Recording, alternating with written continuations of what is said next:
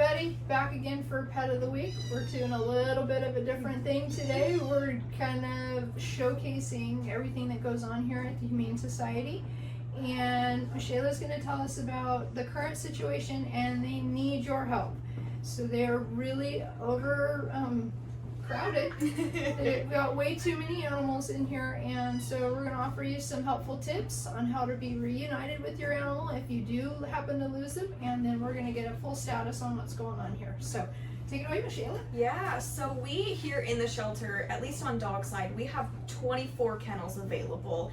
We try to keep at least 2 kennels open for stray dogs that come in. However, we are over max capacity on dogs right now, so we don't have any open kennels, and everybody's kind of doubled and tripled. As long as they're friendly, they get bunkies for the night, you know, they get some roommates. We're definitely in need of some fosters, especially it's getting colder out. We do have some dogs that sleep outside just because of how full we are back there. So if you're not available to foster, volunteering is a great way to help us out. Take a dog out to the park for the day, for a walk, a hike.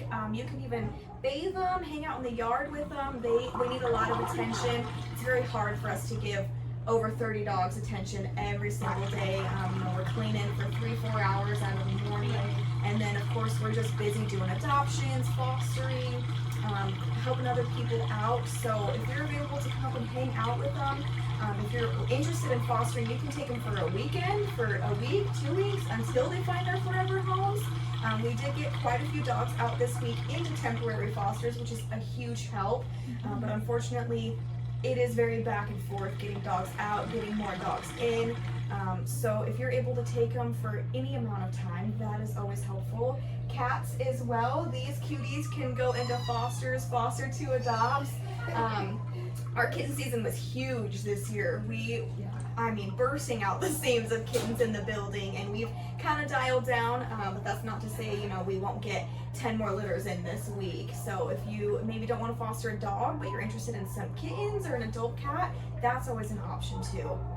Okay, so I know you guys always take whatever kind of donation you can, blankets, extra cat food, dog food, anything that they can use down here. And I'm going to put kind of a description and the link of all the crazy items that they can use. You may have them just sitting around your house, you don't need it anymore. Absolutely. So I think because it's becoming into the holiday season, I want to do a drive. So I want to do blanket drive, just all the goodies. So if you're interested in donating to these guys and you can't get it out or can't come out here, contact me, get in touch with me somehow. I'll get you a drop-off location, or I'll come pick it up and bring it to them. So let's get these guys some extra dog food, some extra cat food, all the good things. So I also, bingo is once a week. So tell me about that. Yes, so we do bingo down at the Patio Tap House here in Prineville every Thursday from 6 to 8.